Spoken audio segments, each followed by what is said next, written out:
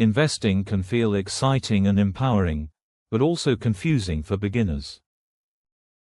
Broadly speaking, an index fund or ETF is like a basket holding many stocks, often mirroring a market index, while an individual stock is a share of a single company. In simple terms, index funds give you instant diversification, own a slice of many companies, with minimal effort, whereas buying a stock means betting on one company's performance.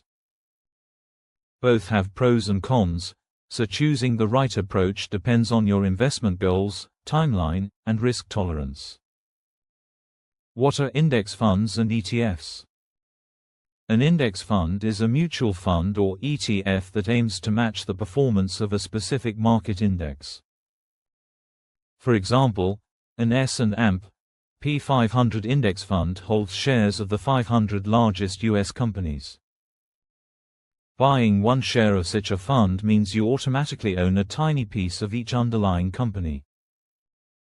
ETFs, exchange-traded funds, work similarly but are traded on stock exchanges like a normal stock.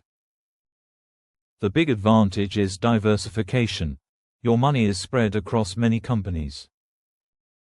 If one company stumbles, others in the fund can cushion the impact. Index funds also tend to have very low fees. Because they're passively managed, just tracking an index, their expense ratios are tiny, often 0.03% to typically small 0.1% per year. That means more of your money stays invested instead of being eaten up by costs. In summary, index funds offer a set-and-forget way to invest in the broad market without doing a lot of stock picking. What are individual stocks? An individual stock is a share of ownership in one company. When you buy stock in Company X, you become a part owner of that business. If the company does well, its stock price may rise, and you can sell for a profit. Some companies also pay dividends, giving shareholders a regular income stream. Investing in stocks lets you target specific companies or sectors you like. For example, you might pick tech giants, like Apple or Microsoft, or emerging startups. This direct approach can feel rewarding, since you have control over exactly which companies to back. However, stocks come with higher risk. Because you own only one business, bad news for that company can send its stock plunging. Stock prices can swing wildly day to day from earnings reports or world events. Successful stock picking requires research, time, and sometimes a bit of luck. While some investors enjoy the thrill of finding the next big winner, studies show most people, even professional fund managers, struggle to beat the market. In fact, over 90% of stock pickers fail to consistently outperform a simple index fund over the long run. Pros of index funds: diversification. You invest in many companies at once. For example, buying an S&P 500 ETF means owning slices of 500 top U.S. firms, so one company's troubles have limited impact on your portfolio. Low cost. Because index funds are passive, they have very low expense ratios. This keeps more of your money working for you. Some broad ETFs charge as little as 0.03% per year. Simplicity. You don't have to research individual companies. Many beginners love that you can buy and forget, just let the fund track the market. It's a hassle-free way to invest, requiring minimal time. Reliable returns. Over the long run, index funds deliver the market's average growth. Historically, this has beaten most actively managed funds. In fact, one study finds you'll make more money with index funds about 9 times out of 10 versus picking stocks. Cons of index funds: limited upside. You only get the market's average return. There's no way to outperform the index, since by definition the fund is the market. If the index dips, your fund will too. Lack of flexibility. You can't exclude or overweight any companies. The fund includes everything in the index, usually weighted by size. This often means big companies, like Apple, Microsoft, etc., dominate the fund. You can't, say, skip a sector or pick underdog stocks. Market risk. In a major downturn or crash, index funds fall with the market. For example, during a recession, broad indexes typically decline, and index funds will reflect that. No active manager is steering it to safety.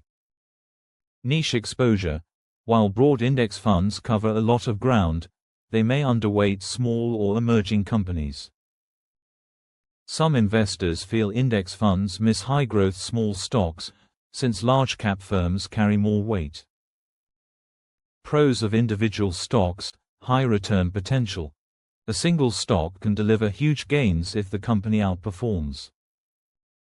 Picking a successful startup or industry leader early can multiply your investment many times over.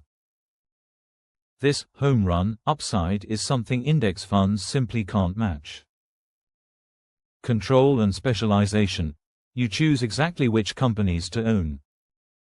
If you have deep knowledge of an industry, say, biotech or tech, you can focus on companies you believe in. You can also tailor your mix, e.g. 70% tech, 30% healthcare, rather than being stuck with a fixed index. Dividends. Many stocks pay dividends, giving you a direct income stream. You receive a share of the company's profits quarterly or annually, which can boost your total returns. Engagement. Researching stocks can be fun and educational. Some investors love following financial news, analyzing companies, and having a hands-on approach. Owning a stock also gives you a sense of ownership in a business you support. Cons of individual stocks: high volatility. Stocks are riskier. Prices swing up and down sharply, and one bad news event, like a failed product or lawsuit, can crash a stock. You're all in on the company's fate. Time and effort. Picking stocks well requires effort. You need to read financial reports, track market trends, and stay informed about the business environment. This can be time-consuming and mentally demanding. Emotional risk. It can be stressful to watch a single stock lose value. Behavioral mistakes, panic selling or chasing winners, are common for new investors. In contrast, index funds tend to be less emotional since they hold many companies. Difficulty beating the market. As mentioned, most investors do not beat index returns. Even experts often underperform the market once fees are considered. If you choose stocks, be aware you need to be right on most picks to match market gains. Popular index funds and ETFs. Beginners often start with broad ETFs. The SPDR S and AMP, P500 ETF, SPY, Vanguard S and AMP, P500 ETF, VU, and iShares Core S and AMP, P500 ETF, IVV, are among the most popular U.S. stock ETFs. Each holds the 500 largest U.S. companies. For even wider coverage, the Vanguard Total Stock Market ETF, VTI, tracks nearly the entire U.S. market, large, mid, and small companies. If you want more technology exposure, the Invesco NASDAQ 100 ETF, QQQM, tracks 100 of the largest NASDAQ stocks, mostly tech. For international diversification, a fund like Vanguard Total International Stock ETF, VXUS, is a great choice. It invests in thousands of non-US companies around the world. In fact, VXUS covers about 98% of the global market outside the US. There are also ETFs for bonds, sectors, and themes, but a few broad stock index ETFs are usually enough to start with.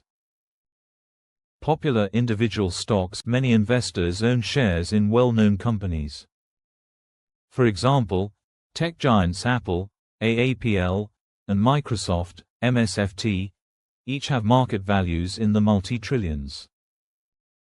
Other high-profile stocks include Alphabet, Google, GOOGL, Amazon, AMZN, and Tesla, TSLA. Buying any of these means your money is tied to that single company's fortunes. Big successes can boost your gains, but big failures can hurt. Around the world, there are blue-chip companies as well. For example, Toyota, trademark, in Japan, or Samsung, 005930. KS, in South Korea, are huge firms in their home countries, often available to U.S. investors via ADRs. Owning a few global giants like these can diversify you beyond one country's economy. However, remember that even the best companies can have setbacks, so each stock carries its own risks. Which is best for beginners? For most beginners, index funds, ETFs, are the recommended starting point. Why? They offer instant diversification and take much of the guesswork out of investing. As Bankrate notes, index funds are great for new investors because of their low fees, low maintenance, and built-in diversification. Almost anyone can open an account, pick a broad index fund, and begin investing small amounts immediately. Over time, even small regular investments can grow substantially thanks to compounding. That said, you don't have to avoid stocks entirely. If you feel confident about a particular company, you might buy a few shares. A common strategy is core and satellite. Put the bulk of your money, say 80 to 90%, in one or two broad index funds, your core, and keep a smaller portion, 10 to 20%, for individual stock picks or sector bets, your satellite. This way you get steady, market-like growth from the core funds, while still having a bit of fun money to try for higher returns with stocks you believe in. If your stock picks stumble, the index fund core helps protect your overall portfolio. This advice applies globally, too. No matter your country, diversified funds are key. Many regions offer their own index funds, for example, an FTSE 100 fund in the UK or an Nikkei 225 fund in Japan, and there are international ETFs covering Europe, Asia, emerging markets, and more. By using broad, low-cost funds wherever you live, you can capture worldwide growth without needing to pick every country's top stock individually. Conclusion: index funds, ETFs, and individual stocks each have a role, but they suit different needs. Index funds offer a low-cost, low-stress way to grow your savings over time. They tend to have lower volatility, and they're very simple to manage, ideal for building a solid foundation. Individual stocks offer higher potential rewards but require more research and come with higher risk. For a confident start, most beginners should lean on index funds. You can always add stock picks later as you learn more. Remember, consistency and patience are crucial. Even small, regular contributions to a diversified index fund can grow remarkably over the years. You've taken a great first step by learning these differences. Keep it simple, stay curious, and happy investing. You've got this.